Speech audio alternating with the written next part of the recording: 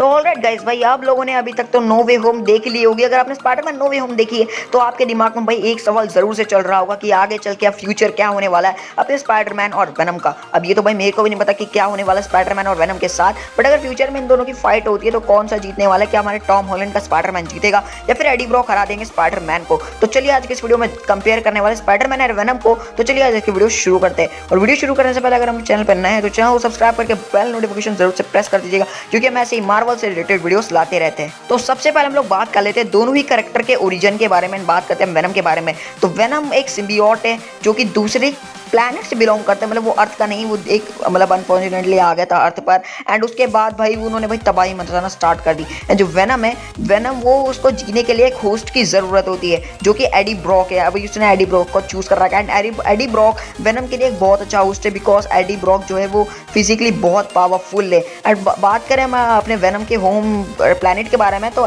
वो जो वेनम है वो क्लिंटार प्लैनेट का है, मतलब वो इस धरती का नहीं, क्लिंटार प्लैनेट का है। एंड अगर वेनम को अपनी शक्तियां अनलॉक करनी है तो उसको होस्ट की बहुत जरूरत होती है, जो कि अभी एडी ब्रॉक चल रहा है। वेनम की ओरिजिन की बात जानने के बाद हम स्पाइडरमैन के ओरिजिन के बारे में भी जान लेते हैं। तो जो स्पाइडरमैन है वो एक बहुत इंटेलिजेंट स्टूडेंट है जो कि अभी स्टडी कर रहा है अपने कॉलेज के अंदर। एंड देन एक एग्जीबिशन में जब वो गया था तो फोटोग्राफी करते वक्त उसके हाथ एक स्पाइडर ने काट लिया था, जिस वजह से वो कुछ समय बाद एक स्पाइडरमैन में विकसित हो गया था। एंड देन उसके पास बहुत अच्छी अच्छी एबिलिटीज है, जाके पे उस पर वेब शूटिंग कर सकता है। एंड देन वो क्लाइंबिंग भी कर सकता है। तो ये सब तो हो गई भाई अपने स्पाइडरमैन की ओरिजिन। अब बात करते हैं इन दोनों ही कैरेक्टर के एबिलिटीज के बारे में। तो वेनम के एबिलिटीज के बारे में जान लेते हैं। पहले तो वेनम के पास है भाई super human strength, super human durability, उसके साथ भाई लॉन्ग जंप्स वो कर सकता है। एंड देन उसकी स्पीड भी ठीक ठाक है, मतलब इतनी भी मैं अच्छी नहीं कहूँगा। एंड वेनम के बाद भाई हम लोग बात करते हैं अपने स्पाइडरमैन की एबिलिटीज के बारे में। तो स्पाइडरमैन के पास थोड़ी सी ज़्यादा एबिलिटीज है अकॉर्डिंग मी कि स्पाइडरमैन के पास थोड़ी ज़्यादा एबिलिटीज है वेनम से।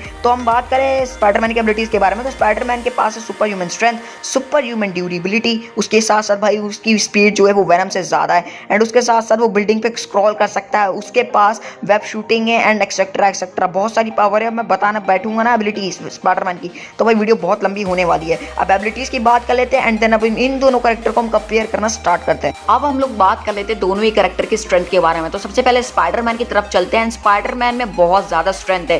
कैप्टन अमेरिका सिविल वॉर के अंदर हमने देखा कि कैसे स्पाइडरमैन ने एक बहुत भारी ट्रक को अपने ऊपर होल्ड करके रखा था, मतलब उन्होंने उठाया नहीं था एंड कुछ सेकंड के लिए उन्होंने अपने ऊपर रखा भी था उसको। एंड कुछ समय बाद मतलब कुछ पहले स्पाइडरमैन 2 में हमने देखा था कि कैसे सिर्फ अपने स्ट्रेंथ के मामले में उन्होंने भाई एक चलती हुई मतलब फास्ट ट्रेन को रोक दिया था। एंड देन उनको कुछ नहीं हुआ था, बाद में वो ठीक ठाक हो गए थे। आप इसी बात सुनकर लगा सकते हो भाई अंदाजा कि उन पे कितनी ज़्यादा स्ट्रेंथ है। एंड इस सीन की हम लोग बात करें वेनम की, तो वेनम ने इस सीन के अंदर भाई 2 गाड़ियों को अपनी हाथों से लिफ्ट कर दिया था। एंड भाई अगर हम इन दोनों गाड़ियों का टोटल वेट निकालें तो वो भाई कम से कम 4.5 टन निकल के आता है। तो आप इसी बात से भाई वेनम की स्ट्रेंथ का भी अंदाजा लगा सकते हो। अभी इससे ज़्यादा वेनम की स्ट्रेंथ हमको मूवी के अंदर देखने को नहीं मिली, बट आप इसी बात से लगा सकते हो कि उसने अपने एक हाथ से 2 गाड़ी को मूव कर दिया, जिसका टोटल वेट था 4.5 टन, दोनों गाड़ियों को मिला के कह रहा हूँ। तो अब हम लोग बात कर लेते हैं भाई ड्यूरेबिलिटी के बारे में। तो स्पाइडरमैन की बात करें तो स्पाइडरमैन के पास भी भाई सुपर ह्यूमन की ड्यूरेबिलिटी है, मतलब उसकी जो ड्यूरेबिलिटी है एक नॉर्मल इंसान से बहुत ज़्यादा है। वो अगर लॉन्ग बिल्डिंग से भी नीचे गिर जाता है तो उसकी बॉन को ज़्यादा फर्क नहीं पड़ने वाला।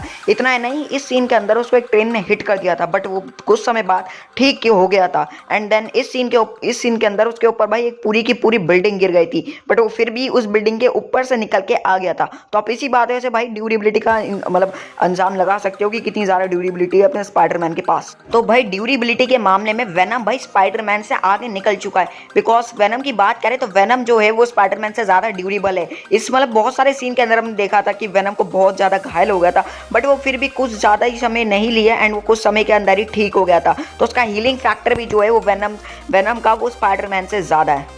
तो भाई अब आते हैं हम अपने मेन मुद्दे पे कि अगर स्पाइडरमैन और वेनम कभी भी फ्यूचर के अंदर फाइट करते हैं तो कौन सा मार्वल का मतलब जीतने वाला इस मैच के अंदर, कौन सा सुपर हीरो। एंड मैं बताऊं तो पर्सनली तो मेरा ओपिनियन यही है कि स्पाइडरमैन हरा देंगे वेनम को, क्योंकि जो स्पाइडरमैन है उसके पास मतलब बहुत सारी पावर है। अकॉर्डिंग टू मी बहुत सारी पावर है अगर हम कंपेयर करें वेनम से, क्योंकि वेनम के पास बहुत कम पावर है बट स्पाइडरमैन के पास वेव है। इसके साथ साथ वो लॉन्ग जंप भी मतलब क्लाइंब कर सकता है किसी भी बिल्डिंग पर, और उसके साथ साथ उसकी जो स्ट्रेंथ है वो भी वेनम से ज़्यादा है। अभी वेनम की ज़्यादा मूवी आई नहीं है, तो इस वजह से हमको ज़्यादा एक्सप्लेन नहीं किया गया वेनम के बारे में। तो गाइस आई होप आपको ये वीडियो पसंद आई होगी। अगर ये वीडियो आपको ज़रा से भी पसंद आई हो तो एक लाइक जरूर कर दीजिएगा, चैनल को सब्सक्राइब करके बेल नोटिफिकेशन दबा दीजिएगा। मिलते हैं नेक्स्ट इंटरेस्टिंग वीडियो के अंदर, तब तक के लिए बाय बाय।